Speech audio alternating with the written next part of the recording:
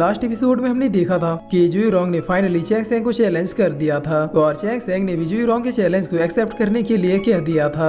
जिसके बाद अब सीन चेंज होता है और हमें कैपिटल का सीन दिखाया जाता है जहाँ पर जुई रोंग और चैंग सेंग के फाइट को लेकर बहुत ही ज्यादा तैयारियां चल रही थी और एल्डर भी आपस में बात करते हुए कह रहे होते हैं कि देखना ये फाइट इस साल की सबसे बड़ी फाइट होगी। तब उनके बगल में खड़े दूसरे एल्डर कहते हैं कि देखिए फाइट कुछ दिनों के बाद है, लेकिन लोगों ने अभी से जुई रोंग और चैंग सेंग के ऊपर सट्टा लगाना शुरू कर दिया है। और अब यहाँ पे एक आदमी जुई रोंग के ऊपर बेट लगाते हुए कहता है कि देखना इस फाइट को जुई रोंग ही जीतेगी, क्योंकि डिवाइन एम्प्रेस उसे अपनी बेटी से भी बढ़ के मानती है। इसीलिए उन्होंने बचपन से जुई रोंग को कई मिस्टीरियस पावर दिए हैं जिनकी हेल्प से वो चैंग सेंग को बस कुछ ही मिनटों में हरा देगी। तब इस आदमी के आगे में खड़ा आदमी कहता है कि वो भाई थोड़ा तमीज से, क्या तुम नहीं जानते कि चैंग सेंग का मास्टर कौन है? इसके अलावा चैंग सेंग ने एल्डर सूली को भी प्रोटेक्ट किया है। और अब सीन चेंज होता है और हम चैंग सेंग को देखते हैं जो कि आराम से पढ़ रहा था, लेकिन तभी यहाँ पर तेंग आता है और सेंग से कहता है कि तुम सिर्फ पढ़ाई करके जुई रोंग को नहीं हरा सकते, इसीलिए पहले तुम्हें जुई रोंग के बारे में जानना चाहिए। तब सेंग कहता है कि मैं भी इसी के बारे में सोच रहा था, लेकिन मुझे कहीं से भी जुई रोंग के बारे में कुछ भी पता नहीं चला। जिस पर तेंग कहता है कि वो इसलिए क्योंकि जनरल ने जुई रोंग से रिलेटेड सारी फाइल्स को हाइड कर दिया है ताकि कोई भी उसके बारे में ना जान सके, लेकिन मेरे होते हुए तुम्हें टेंशन लेने की जरूरत नहीं है। और इतना कह के तेंग बस एक बार ताली बजा देता है, जिस पर अब ऑर्थोडॉक्स एकेडमी के 2 डिसाइपल एक बक्से को लेके आते हैं। जिस पर अब सेंग कहता है कि देखो मुझे जुई रोंग के बारे में जितनी भी जानकारी मिली मैं वो सारी जानकारी यहाँ पे उठा के ले आया हूँ। तब सेंग इसके लिए तेंग को थैंक यू कहता है, जिस पर तेंग कहता है कि थैंक यू की कोई भी जरूरत नहीं है, तुम मेरे सबसे अच्छे दोस्त हो और मैं नहीं चाहता कि मेरा बेस्ट फ्रेंड पूरे कैपिटल के सामने किसी लड़की से हारे। और ये कहकर तेंग उबासियां लेते हुए कहता है कि चलो अब मैं सोने जा रहा हूँ। जिसके बाद अब सेंग जैसे इस बक्से को खोलता है तो वो देखता है कि इसमें जुई रोंग से रिलेटेड कई बुक्स थे जिसमें उसके जन्म से लेकर 6 साल की एज तक का रिकॉर्ड है। और अब सेंग सबसे पहले बुक को उठाता है और उसे पढ़ना शुरू कर देता है, जहाँ पर उसे पता चलता है कि जब जुई रोंग का जन्म हुआ था तो उसका नामकरण खुद डिवाइन एम्प्रेस ने किया था। जिसके बाद जुई रोंग जब 3 साल की हुई तब उसे उसकी पहली दोस्त मिली जिसको जुई रोंग ने अपनी सिस्टर माना और 3 साल की एज से ही वो इस व्हाइट क्रेन के साथ खेल रही थी। जिसके बाद हमें जुई रोंग के नेचर को दिखाया जाता है कि जब वो 4 साल की हुई तो आम बच्चों की तुलना में उसके अंदर डर बिल्कुल भी नहीं था और वो 4 साल की उम्र से ही ऐसे ऐसे कारनामे करने लगी थी जिसके बारे में उसकी उम्र के बच्चे सोचते भी नहीं थे। जिसके बाद हम देखते हैं कि जुई रोंग जैसे ही बीजिंग ब्रिज के पास पहुंचती है तो वो दौड़ती हुई सीधे यहाँ से कूदने के लिए आगे बढ़ती है, लेकिन तब तक पीछे खड़े एल्डर जुई रोंग को पकड़ लेते हैं। जिस पर लेडी माई पूछती है कि जुई रोंग तुम आखिर वहाँ पे क्यों कूदना चाहती हो? तब जुई रोंग कहती है कि मुझे एम्प्रेस मदर ने कहा था कि इस प्लेस में एक ड्रैगन रहता है और मैं ड्रैगन को ही देखने जा रही थी। जिस पर अब ये पढ़ के सेंग अपने मन में कहता है कि वो अच्छा तो डिवाइन एम्प्रेस को भी बहुत ही अच्छे से पता है कि बीजिंग ब्रिज में ब्लैक ड्रैगन रहती है।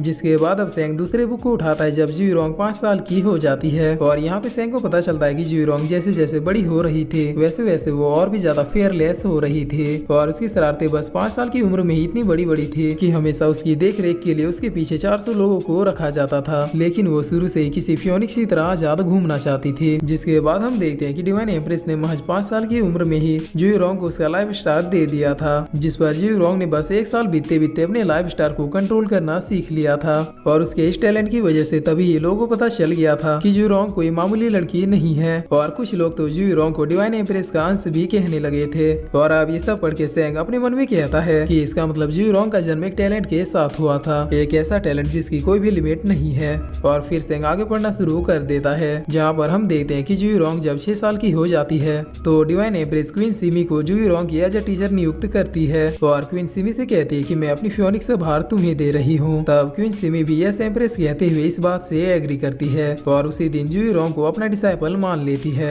जिस पर अब ये पढ़कर सेंग बहुत ही ज्यादा शौक होता है कि जुई रोंग एक सुप्रीम की डिसाइपल है। और यहाँ पे सेंग को ये भी समझ में आ जाता है कि आखिर क्यों लोग जुई रोंग के लिए क्विसन जून को ही बेस्ट मानते थे, क्योंकि क्विसन जून के मास्टर एल्डर सूली वो भी किसी सुप्रीम से कम नहीं है। और अब सेंग के पढ़ते पढ़ते ही सुबह हो जाती है, जहाँ पर तेंग दोबारा सेंग के पास आता है और सेंग से पूछता है कि क्या हुआ, क्या तुम्हें जुई रोंग से फाइट करने का कोई तरीका मिल गया? तब सेंग कहता है कि तुमने मुझे जितना भी इन्फॉर्मेशन ला के दिया है उससे मैं बस जुई रोंग के ओरिजिन के बारे में ही जान पाया हूँ, लेकिन इनमें से किसी बुक में भी उसके पावर और वीकनेस के बारे में कहीं भी मेंशन नहीं है। तब तेंग कहता है कि क्या बात कर रहे हो, मैंने बस इस इन्फॉर्मेशन के लिए 10 लाख से भी ज्यादा खर्च कर दिए थे। जिस पर पीछे से जूनियर आते हुए कहता है कि तुम पैसों से हर चीज नहीं खरीद सकते। और फिर जूनियर कहता है कि मास्टर क्या आपको पता है कि कैपिटल के 80% लोगों ने मिस जुई रोंग के ऊपर बैट लगाया है। तब तेंग जूनियर को डांटते हुए कहता है कि सेटअप उसे डिमोटिवेट करना बंद करो। और फिर तेंग सेंग से कहता है कि देखो तुम बिल्कुल भी टेंशन मत लो, मैं तुम्हारे लिए जुई रोंग की और भी इंफॉर्मेशन ढूंढ के लाता हूँ। जिस पर सैंग पूछता है कि टैंग सच बताना, क्या तुमने मुझ पे बेट लगाया है? तब ये सुनकर टैंग कहता है कि ओ कम ऑन, क्या तुम्हें लगता है कि मैं कभी पैसों के लिए ये सब करूंगा? अगर मैंने अपने ग्रैंडपा से मुंह खोल के पैसे मांग लिए तो वो मुझे इतने पैसे देंगे कि एक बार पैसा भी शर्मा जाएगा।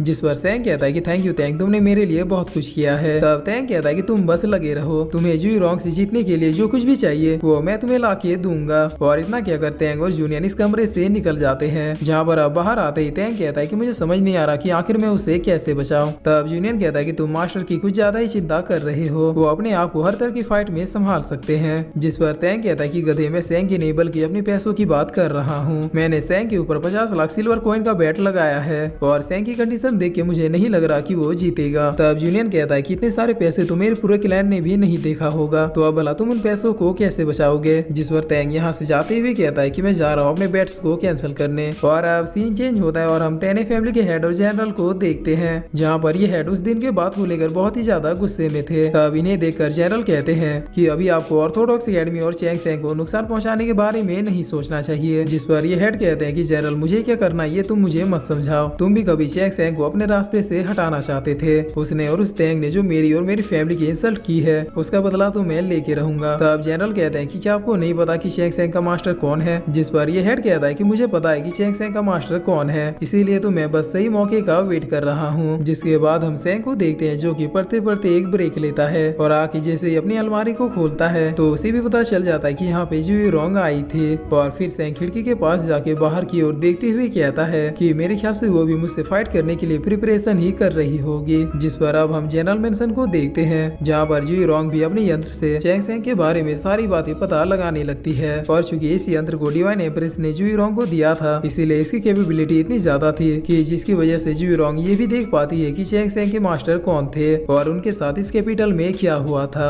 लेकिन जुई रोंग इस चीज को बस थोड़ा सा देखती है और इस पार्ट को स्किप करके चैंग सैंग के बचपन से देखना शुरू करती है, जहाँ पर जुई रोंग चैंग सैंग की आज तक के टोटल जर्नी को देख लेती है। और अब सीन चेंज होता है और यहाँ पे हम सैंग को देखते हैं जो कागज में कुछ बहुत ही तेजी से लिख रहा था। तब जूनियर सैंग के लिए खाना लाते हुए कहता है कि मास्टर आप पिछले 6 दिनों से नहीं नहाए हैं। जिस पर सैंग कहता है कि बस 1 मिनट, मुझे समझ में आ गया है कि मुझे जुई रोंग से फाइट कैसे करनी है। और फिर सैंग बहुत ही ज्यादा खुश होते हुए कहता है कि लो, मैंने फिगर आउट कर लिया है। तब ये सुनकर जूनियर भी बहुत ही ज्यादा खुश हो जाता है, लेकिन टैंग यहाँ पे थोड़ा दुखी होता है क्योंकि उसने अपना बैट कैंसिल कर दिया था। और अब इधर जुई रोंग अपने कमरे से बाहर निकलते हुए कहती है कि ये 7 दिन देखते ही देखते बीत चुके हैं और फाइनली कल मेरा और चैंग सैंग का फाइट है। तो सैंग, क्या तुम इस फाइट के लिए रेडी हो? और फिर इसी के साथ ये एपिसोड यहीं पे खत्म होता है।